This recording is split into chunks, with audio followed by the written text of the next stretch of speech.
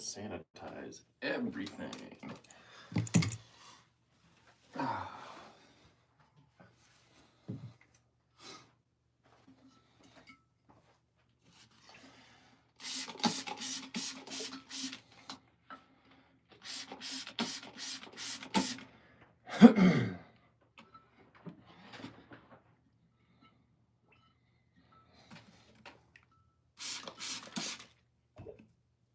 It is a cold, rainy morning here in Southern Illinois. I know it's a Tuesday, but there's certain wines that we have that are mainly going to be what I do on a live stream, which is what I'm doing right now. I doubt I'll get many viewers because it's a Tuesday morning, but it is what it is. So I'm going to be talking to myself in here. Oh, sanitizing.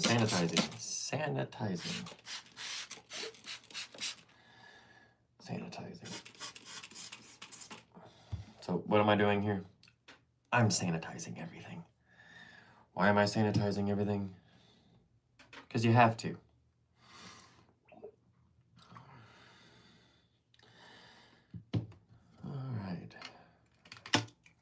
Not even sure as to why I went live on a Tuesday. Tuesday, of all days. Why am I going live on a Tuesday? I don't know.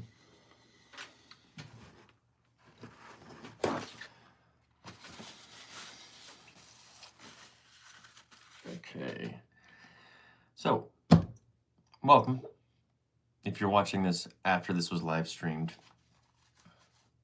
not welcome. But we're down in the basement and we're going to check on our wine. What wine? Well, on these live streams, we're going to be doing some of the wines I've got. We're just going to be doing, today is the tropical wine.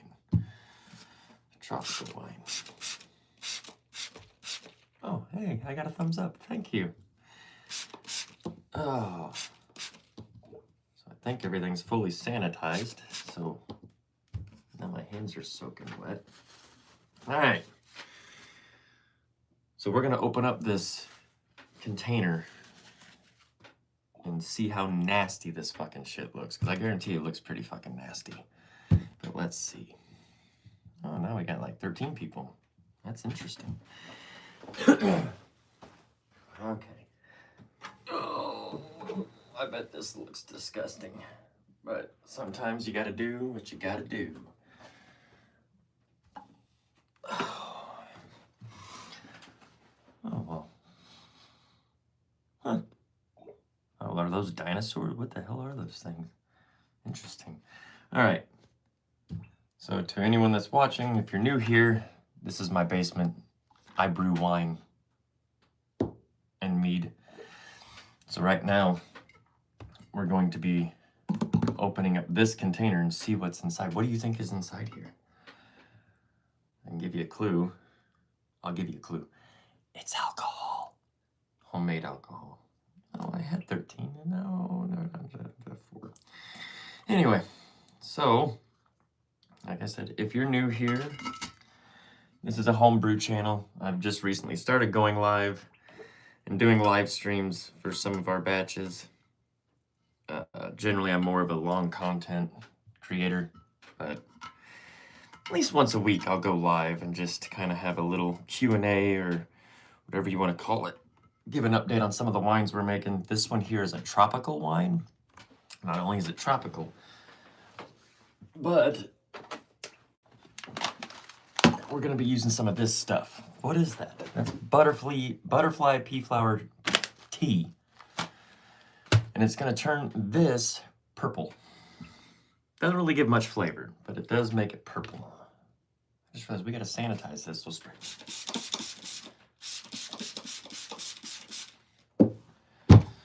Okay, so I need to take notes. Notes. Ho? Ho. I don't know what that means. Okay, so what is today? The 28th? 28th? October 28th? So this batch was started on October 10th, so 18 days ago. And what we're going to do is we're going to take a gravity reading on it using a hydrometer. Oh. Well, I don't know. I didn't know if you meant high or if you meant ho. If you meant ho, I'm definitely not a ho. Anyway. You want to see what's in the bucket? You want to see what's in the bucket? What's in the box? I can tell you what's in the bucket. We'll just open the bucket. Hopefully it has not gone bad. Well, hi. Oh, did you mean hi or did you mean ho? Aaron? Hey, Aaron. Well, I can smell it already. I don't know if I want to open this. I smell strawberries. So there's 3 pounds of mixed fruit in here, along with 128 fluid ounces of water, along with 2 pounds of sugar, along with a packet of yeast. Put all those things together into a bucket, put an airlock on it, you get alcohol. How much alcohol? I don't know yet. That's what this is for. We're going to find out how much alcohol this is because it's probably time to rack, which racking is just a fancy way of saying I'm going to take the liquid from this container and put it into a different container using this thing, also known as an auto siphon. But right now I'm going to pull a sample because everything's been sanitized. We're ready to go, and you get to see what's in this bucket. Do you want to see what's in the bucket? I want to see what's in the bucket because it looks fucking disgusting. But this, you got to trust the process. Are you ready? Ready? Huh. Look at that. Here. Yeah. So that's some peaches, that's some strawberries, that's some mango, and that's some pineapple. And it's definitely got a smell to it. Definitely has a smell to it. What does it smell like? It smells like fermenting fruit. But we want to know, so this was started, like I said, on October 10th with a starting gravity of 1.086. If you don't understand what specific gravity is, that probably means fuck all to you, but that's how much sugar was in there. So now what we're going to see is how much sugar is left because the yeast have consumed the sugar and converted it into ethanol. We want to see how much of that sugar they have. Oh, I was wrong. Hold on. Yeah, this already went down to 1.04004 on October 16th, so I added another pound of sugar. So this has got 3 pounds of sugar in it. And the gravity on the 16th after I added the sugar is 1.038. So let's see what is going on in here now. Okay, that's a good sign. So you see how that is, you see how that's clear? That's a good sign. That's telling me that fermentation's done, which is crazy for a wine to, in only 18 days, go through that much sugar. How long? This has been fermenting, if you're talking about this has been fermenting since October 10th. And it's what, the 28th today? So 18 days it's been in primary fermentation. And on the 16th, it was dropped down to 1.004, and we added another pound of sugar, so this is technically like a step feed. We brought the gravity back up to 1.038, and now we're at 1.0, I think, 28. 1.028, so it's gone down. It's only gone down 10 points. So we need to add that 1.028. Is it done? No. Yeah, that's what I was saying. Why so clear? I don't understand. So there's something going on in here that, because there's still fermentable sugars in this. It should not be this clear. So now I got a predicament. Do I rack it or do I not?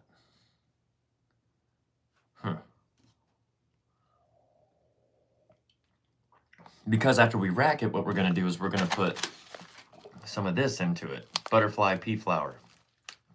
If you don't know what this is, this won't have much flavor or too cold. Nah, see, that's not the case. This has been on a heating pad. So the internal temperature of this bucket is like 80 degrees. That's what's got me scratching my head. And there's plenty of nutrients in here with all the fruit. What about the aroma? The aroma, it's green. It's a green. It's still on the fruit. But you get a real, the most I get is the strawberry. Yeah, I get strawberry. Maybe the heat pad shit out. That's a good point. No, it's on. Yeah, I don't have a thermometer on the actual bucket, so I can't tell, but I mean, the heating pad is on. But yeah, to be that clear, that's insane.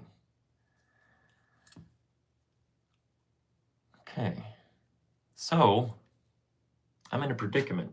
Does anyone have a calculator handy? Because I can't do it because I'm using my phone. I need someone to do some calculations for me. Well, no. So we put it down 10 points, so 1.086 down to 1.004. Brought the gravity back up to 1.038. It's gone down to 1.028. Some kind of flocculation.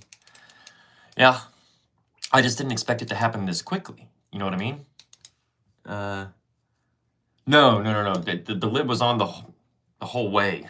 I just set it back on top just to keep the top covered while I'm in between. But the lid was on fully. But now, so, God, do I rack it or do I not rack it? What do you guys think? Should I rack it? I think I should rack it. Because I got to move forward. But without knowing the ABV. How many? So 10, 86. So 82. I've gone through 92 points of gravity, so I'm close to 13% alcohol by volume. I think we're gonna rack it. Yeah. What yeast did I use? I used Lalvin EC 1118. That bad boy has got an 18% alcohol tolerance. We're only at 13, so this is definitely not done. 1.02 isn't ready. Well, that's just it. It started at 1.086. It fermented down to 1.004. I added another pound of sugar, brought the gravity to 1.038, and now it went back down to 1.028. So about 96 points of gravity, which is almost 13.5%. What does that say? Show one more? Show one memory. I don't know. Well, we're going to rack it. That's what we're doing. So I got to make a note that I am racking, and we're going to add the butterfly pea flour, because this will give this, it'll change it from almost fully clear to a really, really pretty pink, almost like a purplish pink. I recently saw a video where the guy made this. Really? Well, is it a certain homebrewer on YouTube? Because don't you need to freeze it first? No, you don't. Well, what? Do I need to freeze the fruit first, or do I need to freeze the liquid first? I'm not sure what we're referring to, because the fruit was already frozen. It was 3 pounds of frozen mixed fruit, which had peaches, strawberries, pineapple, and mango. So I was calling this a tropical wine, but I guess it's not really tropical because the only fruit in it that's tropical was the mango and the pineapple. But yes, if you're using fruit, it is a good idea to freeze it first. No, this is a 2-gallon bucket. 2-gallon bucket, and we're going to a 1.4-gallon Little Big Mouth bubbler. But I get a drink coffee. Hold on. So, racking into secondary. Racking into secondary.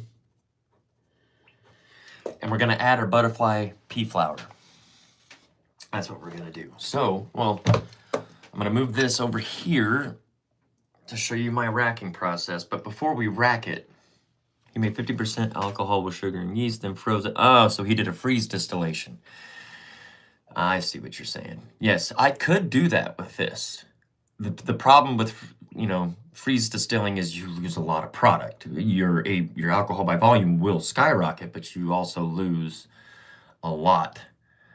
Yeah, Applejack, yeah. So I have never freeze distilled. Well, maybe it would be a good idea to do for like an experimental video. Except I don't know if I want to post that on YouTube because I'm pretty sure that's illegal. I don't know if freeze distillation is illegal here in the States, but I know distillation is illegal without proper whatever the hell you need.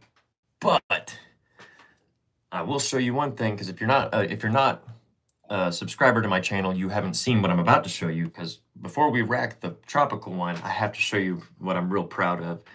You never add fruits? Oh, well, this one has 0 fruit in it as well. This one right here. This, yeah, I think it is illegal, but not sure if you don't. See, that's just it. Yep. It's illegal to sell it, and I'm pretty sure it's also illegal to freeze distill, or any kind of distillation process is illegal. But if you don't sell it, who would know? Know what I mean? Anyway, so this gallon batch right here, if you go to my channel, I just released the 3rd and final installment of what this is. And this is a wine made with a total of 3 pounds of Jolly Rancher blue raspberry candy. And this is sitting at 12% alcohol by volume. I just added a bunch of blue Jolly Ranchers in secondary because all the blue color disappeared through the process of fermentation, but we brought the blue color back. That one I'm particularly excited for. But let's rack this bad boy. So racking, real simple process. You have point A. I'll have to tilt you a little bit so you can see. So you got point A here, point B. So I'm going to move the product from here to here. And this is a 2-gallon fermenter. Man, I just don't know. So when you rack, you really want to pay attention to the size of your vessel, because primary fermentation headroom is not a problem because the yeast are creating CO2 and it pushes all the air out. When you rack into secondary, you want very minimal headroom. You don't want oxygen touching it. So this is a 2-gallon fermenter, and I'm only about up to here. This is a 1.5-gallon fermenter. I think we'll be okay. Because now I'm torn between racking into this 1.5-gallon fermenter or just using the tried and true Demijohn 1-gallon one of these. There's a lot of fruit in there. Yeah, fuck it. I think we're gonna go into just to a regular 1-gallon fermenter. Because, so let's talk about what I just decided on. So I decided on not using the 1.5 or 1.4-gallon Little Big Mouth bubbler. I'm just going to go into this 1-gallon fermenter, or Demijohn, or Carboy, whatever you want to call it. All different names, same fucking thing. So we're going to go into a 1-gallon fermenter. So then, because this will still settle out a lot, so when I rack it, it's going to kick all the lees up. Lees is all the cell, or the yeast cells clumping together, and they fall to the bottom out of suspension. That's called lees. So I should have enough here to probably fill as close to the top as I can. When I rack it, that'll let everything else settle out as well. And then I can rack this, move it from this to a 1-gallon wide mouth. All right.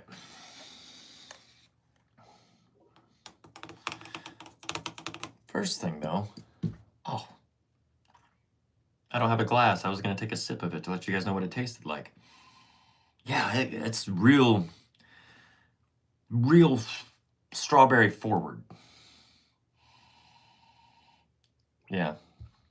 Anyway, so let's go ahead and, so this has been freshly sanitized. Now we're going to dump all the sanitizing fluid out of it. And we're going to gently pour this into here. You want to go gentle. You don't want to splash. You don't want to sploosh. Because you do not want to oxygenate. Oxygenation is allowing, it's just, it can cause off flavors further down the road whenever you age. And we don't want off flavors. Okay, anyway. Moving forward, this goes down here. Take the lid off. Get our auto siphon. Tube goes into the fermenter. And very gently, I'm going to put this in about halfway and give it a couple pumps. That's what she said. Anyway, 1, 2, 3. And now I'll just gently slide it down to the bottom. Oh yeah.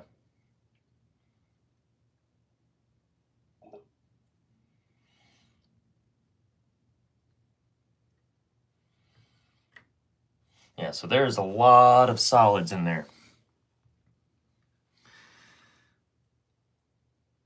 Yeah, I must have hit like a pocket of all the fruit. Stream is cutting out really bad. Did you say if you're back sweetening it at all? Well, might have bad service. I am going to back sweeten this, but it still has residual sweetness in it.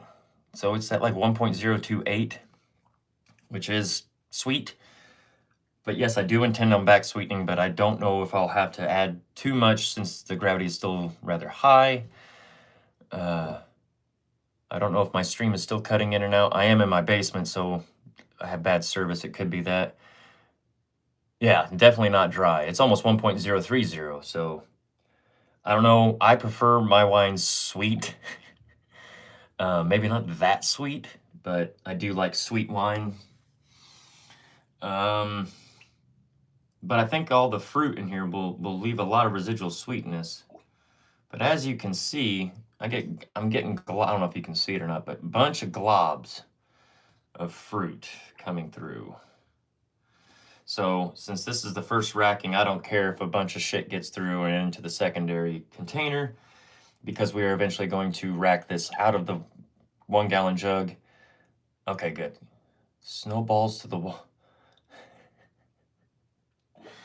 That's a cool name. Snowballs to the walls. But there is going to be a lot of loss on this just because I didn't use a I didn't use a fruit bag or a brew bag, grain bag, whatever you want to call it, with the fruit. So the fruit disintegrated. And if you're familiar with fermentation and strawberries and peaches, they just disintegrate into mush. But we're getting close to the top here. And I get to go dump this nasty shit outside because it's nasty. All right, keep going. And there's the lees. So let's see.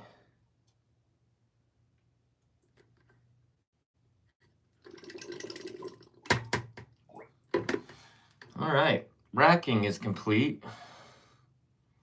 We did lose, yeah, we lost quite a bit, I would say. I didn't lose it as in, where'd it go? It's still in here, but I'm about to there now. My name, yes, Snowballs to the Walls, dude. I gotta admit, that's probably the most unique name I've seen on any live stream. So here, now you can see, it's definitely not clear anymore.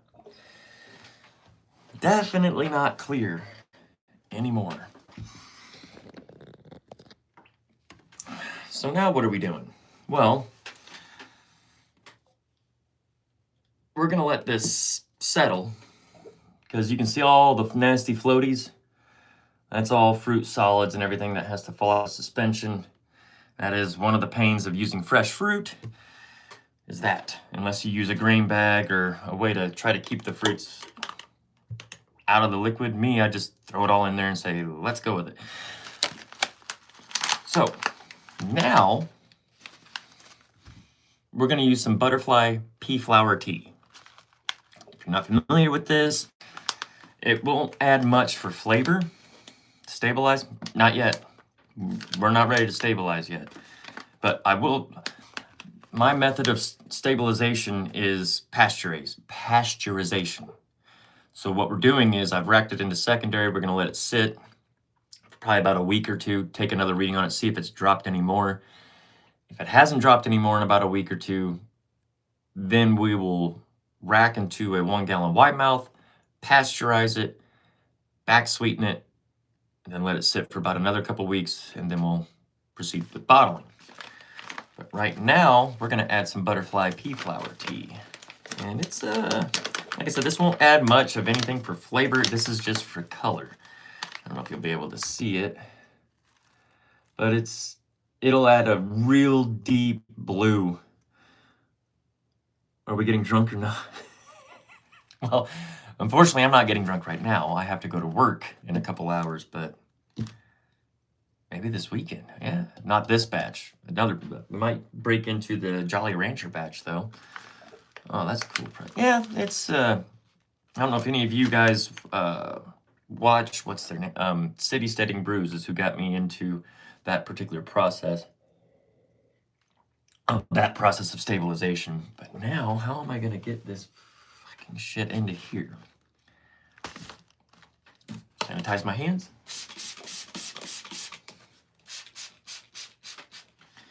Air dry.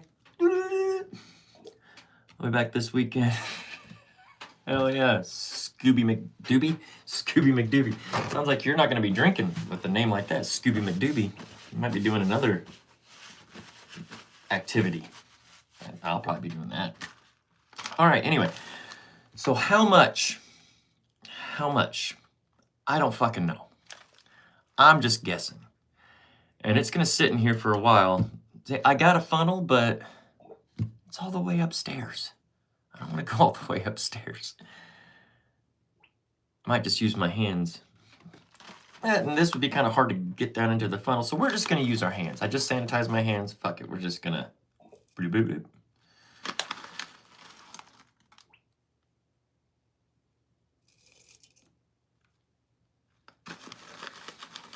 Now,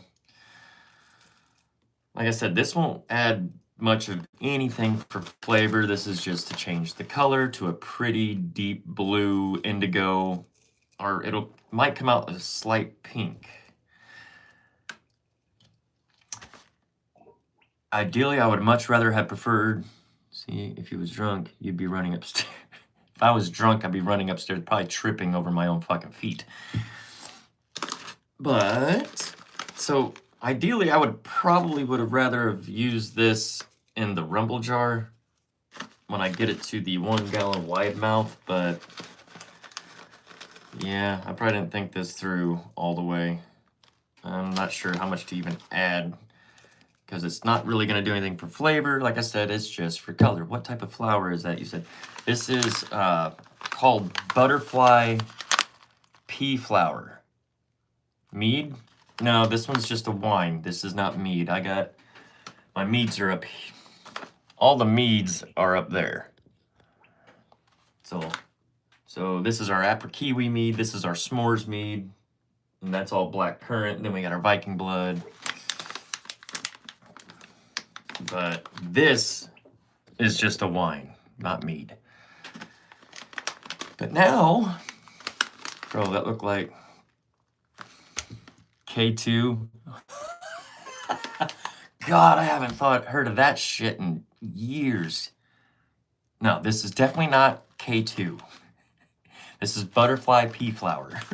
So the cool thing about this stuff is it's a natural pH indicator. So if you were to steep this into a tea, it would be like a deep blue. If you were to add anything acidic to the tea, it would change it to like a pink. So this, because the acidity level in here is a little, I'm not sure, fermentation is an acidifying process. This will probably end up being like a purplish pink. So But, man, I've already been streaming for 30 minutes. Man, time flies when you're having fun. But now what we got to do is we got to put an airlock on it. What is an airlock? Well, firstly, I need to... Is that the right size? Yeah. So, an airlock... Think of the S-trap in your sink or your toilet. That is what keeps the smell of the sewer out of your bathroom with the barrier of fluid. So this, oh, damn, is it up here? This is an airlock. This is an S-type airlock. Fruit and licorice be a good one to make. Licorice? Ooh, I'm not a licorice guy. I have, well, like I said, let me get the airlock on this. Let's get this filled. So this is just going to keep all like fruit flies and bugs out. It'll keep the bad stuff out and keep the good stuff in. So that's not the right fucking size. Can you throw in some Jolly Rancher candy? No. That's what this one is. That is our Jolly Rancher. And actually, moving forward, I do believe we're going to do another Jolly Rancher wine. And this time it's going to be, we're going to do the watermelon. Because I had attempted, this one does not fit. I am out of airlocks, I think. No, I'm not. I got one. Give me just a second, guy. There we go. I found one. All right, so this is another type of airlock. This is a 3-piece airlock. And we're just gonna have to use this one. Made a few batches of mead a few years ago. Very fun process, and the alcohol it creates is like no other. That's true. Now,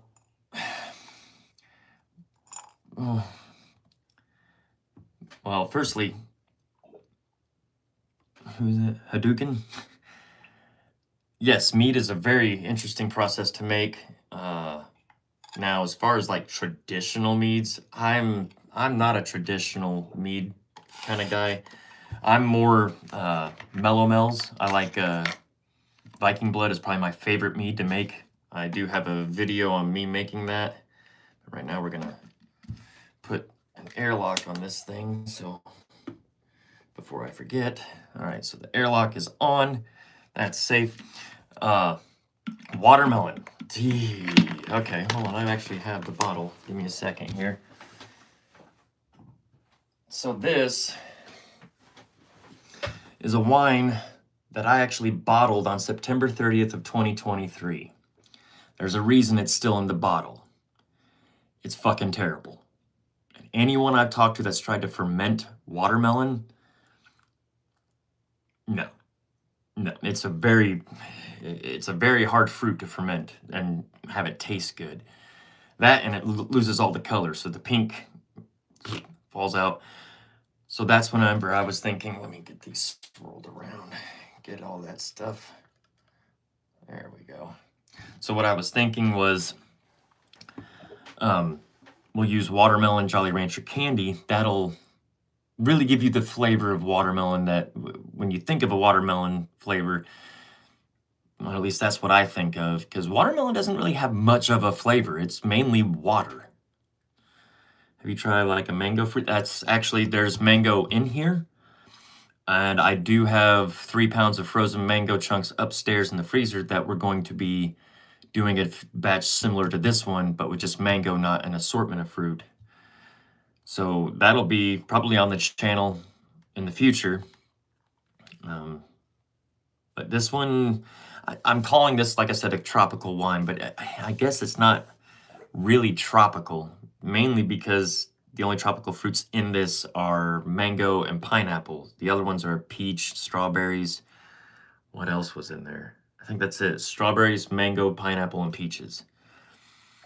But, so we're gonna, that's probably not enough pea flower tea. I mean, it's very little, but I can already see it starting to leach its color. So this is gonna end up being, like I said, a light pink or maybe a purple. But we're gonna set this off to the side now, because I am running out of fucking room down here. So let's move this over here. So now I'll show you guys, what's that? I use blueberry preserves and blackberry preserves towards the end of fermentation for flavoring. Man, I need to make some more mead. Yes. So I actually have, let's see. This is my, you can't see it because the bottle's dark, but this is our blueberry, or as I call it, blueberry mead. And this was 3 pounds of wild blueberries from the supermarket, not from, wild, but I found instead of using regular blueberries, frozen blueberries, get the Wyman's frozen wild blueberries. They're a lot smaller, and boom, the blueberry flavor on this bad boy, it was insane. And I don't know what the ABV was on this, but I've only got 2 bottles left of that. Skittles. See, that was what I actually put a post, and I was wondering what candy to do next. So I'm kind of torn between fermenting apple juice and then back sweetening with Werther's caramel candy to have like a caramel apple. Starburst, Skittles was an option, but then someone on one of the homebrew pages that I'm on suggested a, what did they suggest? Oh, Warheads. And I was like, that seems interesting. Welch's gummy candy could do that. The issues you're going to fall into if you start trying to ferment candy is the preservatives. That's the issue I had with our Jolly Ranchers, and the yeast have a very hard time fermenting through some of the fermentable sugars in the candy because of the preservatives in the candy. So you really need to, the Jolly Rancher wine took 54 days before it was ready to rack into secondary, and that's not extremely long in the grand scheme of fermentation, because really what I say homebrewing is you're mainly cleaning and waiting. That's mainly what homebrew is. You clean everything and you wait. But as far as I'm gonna say, this is probably the batch I am most excited about just because of how good it tastes. Because after it fermented, I read more natural, the glucose the better. Yes, they love natural sugars. They also like peppers. Like, so if you make like a capsicum, holy shit, do they like habaneros and jalapenos. But I just don't have a taste for capsicums. I never really cared for it. I always, if someone asks what a capsicum tastes like, I always say, imagine drinking like a wine with a piece of big red gum in your mouth. That's the only thing I can explain it to. Yeah, this one, so this is not natural coloring. This one is the Jolly Rancher Blue Raspberry candy. So we dissolved, I actually have a whole playlist on my page that shows you the process it took to make this. What about gummy bears? Yeah, I mean, like I said, if it's got sugar in it, you can more than likely ferment it. Just the problem you're gonna run into is what else is in the candy. So I try to stay away from like gummy stuff because just the solids that are in it, all red gummy bears. I mean, that could be something that we try. I really wish I had smell-o-vision so I could pop the lid on this and you guys could smell this, because it's a liquid blue raspberry Jolly Rancher with 12% alcohol in it. Dangerous is what this is. Have you done anything with cherries? Absolutely. So this here,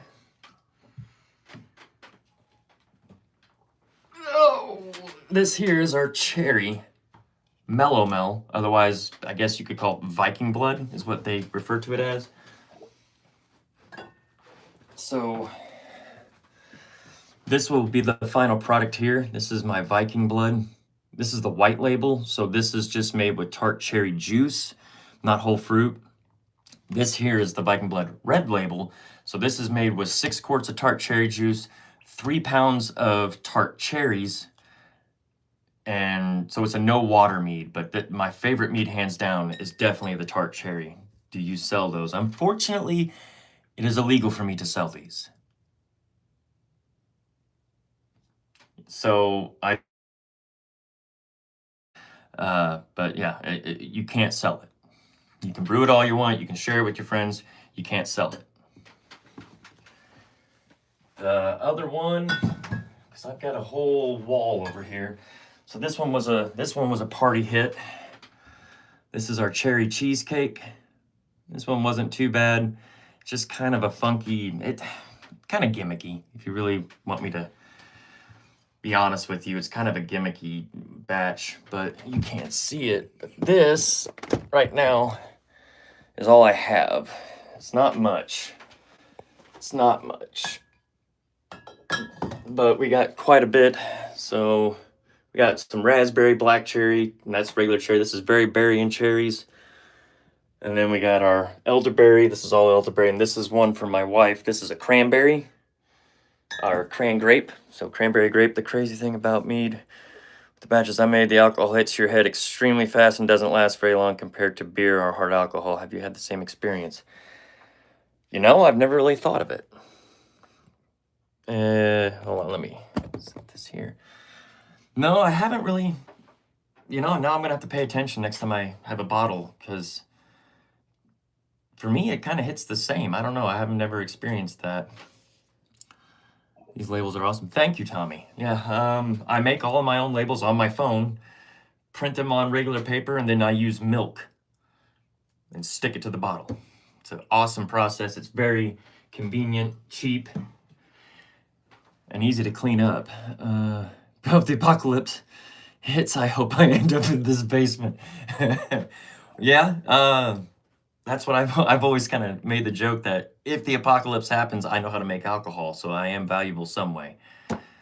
Have you tried to do one with cinnamon? Yes, I have. I actually did a spiced cherry. So I spiced it with allspice, clove, and cinnamon. And it actually turned out pretty well. I now collect $2 deposit fee on my bottles. Well, that's like deposit fee. So like if someone gets a bottle from you, they owe you $2 for the bottle. Is that what you mean? Alcohol, not all heroes wear capes. Well, thank you. Yeah, because in the event of the apocalypse, you're gonna want to have someone that knows how to make alcohol with only water and sugar. Problem you're gonna have is yeast. But you can always ferment with wild yeast too. It's just a little unpredictable. Chat, kind of licensing, etc. do you need to sell what you make? Well, that's tricky. It kind of varies by state. And I live in Illinois. A whole lot of moral support. Thank you, Scooby.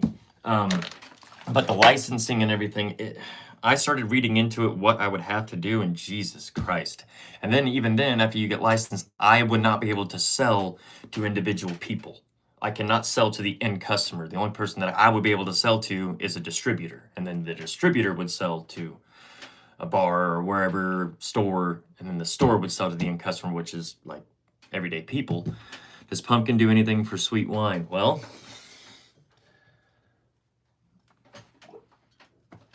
I can tell you one thing. If you're gonna try to make a pumpkin mead or wine, get ready. It's a motherfucker to ferment. This here is our pumpkin pie.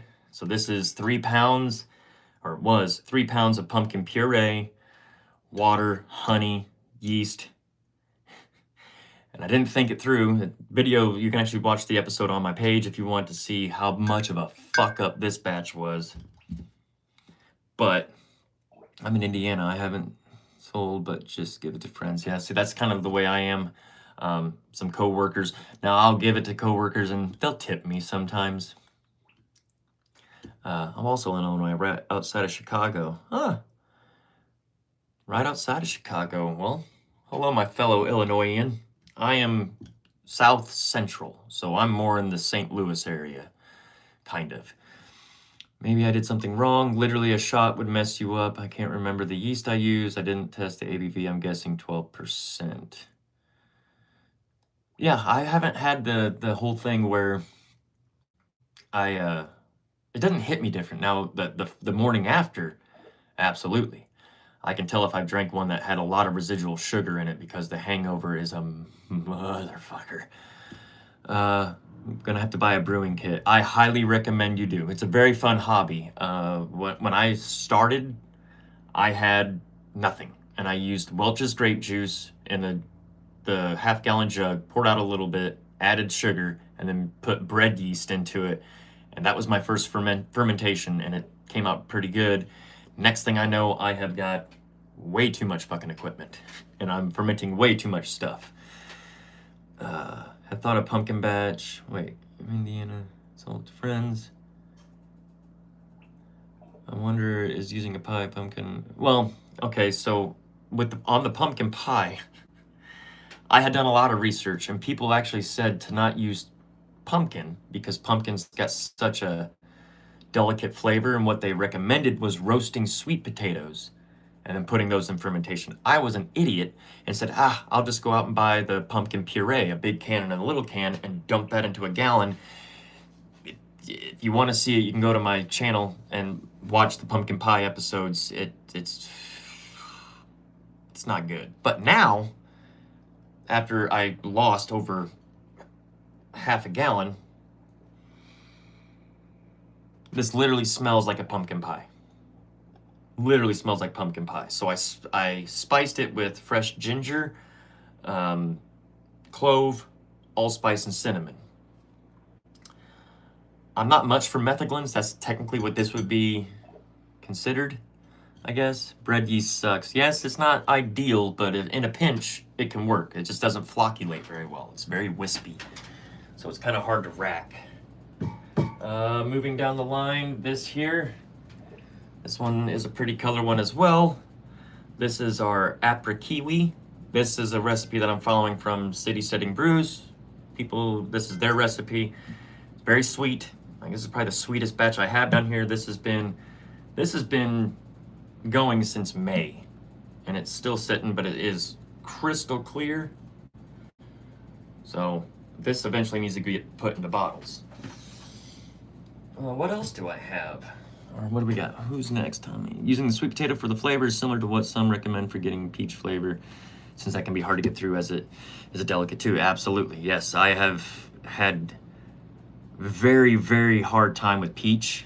Peach is a hard one for me to ferment, to keep. Same with watermelon, and all that stuff. That one sounds tasty. Love it. Yeah, that one, and like I said, the episode's on my channel. That one I made with, like I said, I followed Sanitizing Brews, their recipe. So we used dried apricots and dried kiwis. Was it freeze-dried or just dried? I think it was just dried. And oh god, the color. Love the color, but it's very, very, very sweet. That looks like olive oil. Yeah, I mean, it's not... I guess it kind of does look like olive, but it is kind of more of a brighter green. I guess to your perspective, it does just look kind of yellowish green, but, you know. And then here, you gotta be careful with this one because this one's got a lot of head space. This here is our s'mores.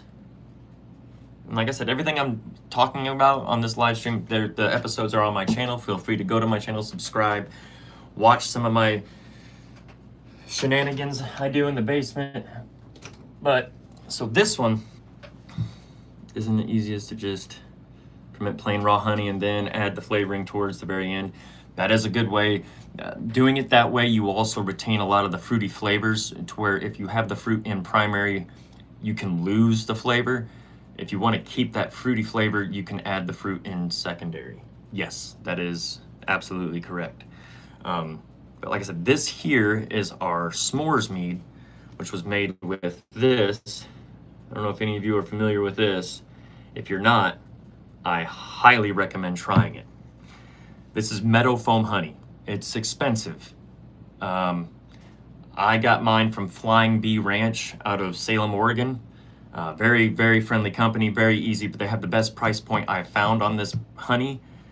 It's still expensive, but this honey literally tastes like toasted marshmallows. I'm not even kidding.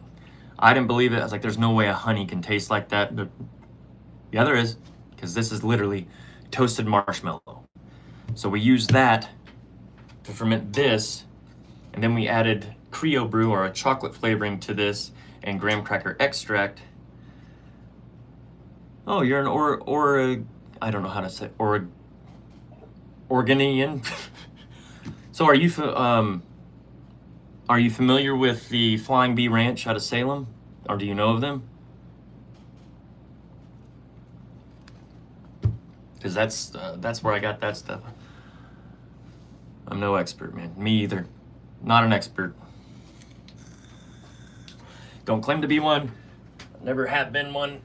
I just have fun with this hobby. I love this hobby. I love doing it. Mainly because I get to drink my product. And yeah. Speaking of product, let me put some of these bottles up and I'll show you what else we got going on down here. And then I'll have to end the live stream because I gotta go get ready for work. Not heard of them. I mainly use Oregon Raw Honey. They're out of Milwaukee. Okay. Well, anyone watching this, if you like honey, if you like fermenting, I highly recommend trying some Meadow Foam honey. You can go to flyingbeeranch. I think it's .com. Is it flyingbee? No, flyingbeeranch.net and order theirs. They have a massive selection of honey. Dumb question, bear with me. Is it possible to make a peanut flavored wine? Yes. Would you want to use peanuts? No. I would highly recommend not using peanuts just because of the oil. I wouldn't use a peanut butter because of the oil. What I've used is this. This is a peanut butter flavoring. I actually made a peanut butter and jelly wine. I used Concord grape juice, fermented that, and then I added this in secondary. Came out tasting just like a peanut butter and jelly sandwich. The only problem with these is the flavor will not retain when you age because it's mainly alcohol. And if you age or just sits in the wine for a while, you'll lose the flavor. I found that out the hard way when I used their chocolate to try to make a chocolate pepper cherry, and after 6 months in the bottle, chocolate flavor was gone. I love peanut butter flavor. Yeah, so I wanted to get into beekeeping. Mead making with my own honey would be awesome. Yes, that would be awesome. If I wasn't, Flying Bee honey or Flying Bee Ranch, pistachio as well. Yeah, probably. Pretty much, there's always a way to make a flavoring type. That's what I've really been dabbling into lately, is trying to come up with funny stuff to make and see if I can make it. Just to see how this color's leaching out. No, not quite yet. It'll get there. A lot of fruit solids in there. That's going to be a fun one to rack. But what else we got? Ah, yes. I'll show you. We have another batch that I haven't shown. So right there, that is our 5-gallon batch of rhubarb. Now, that one that's being made with this. So I love these products because they're very easy to ferment. Now, granted, it's not a purist way to make wine because it's a concentrate. Let's say baklava wine sounds good. Yeah, you could do that. But these are if you are ever thinking about getting into winemaking and you don't know where to start, right here. This is where I started.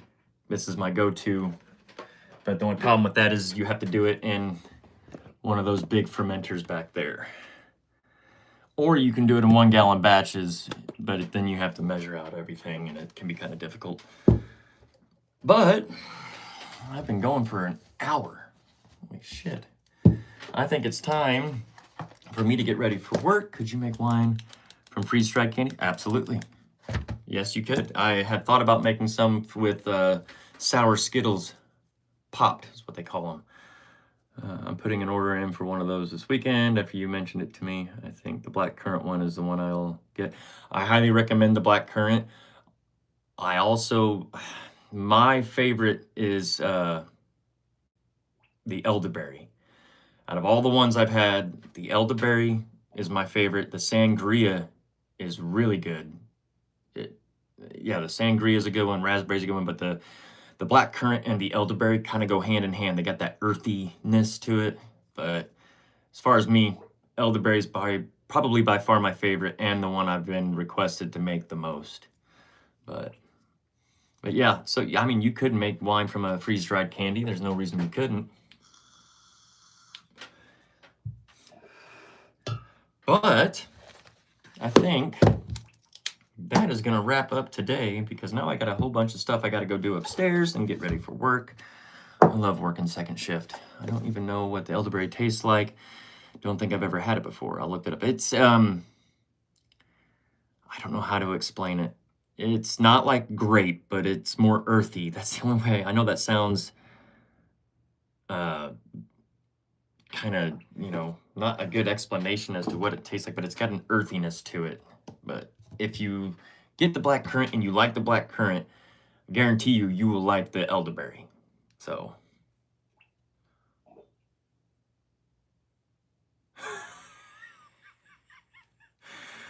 I am such an inspiration to other trans men everywhere. Keep being you and never let the haters get you down.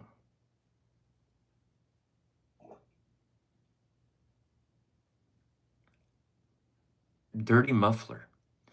Yeah, I'm not a trans man, so you're on the wrong page. Anyway. All right. Yeah, I'm shit at explaining things as well. That's why generally I film so I can edit out all the bullshit I've said that sounds retarded.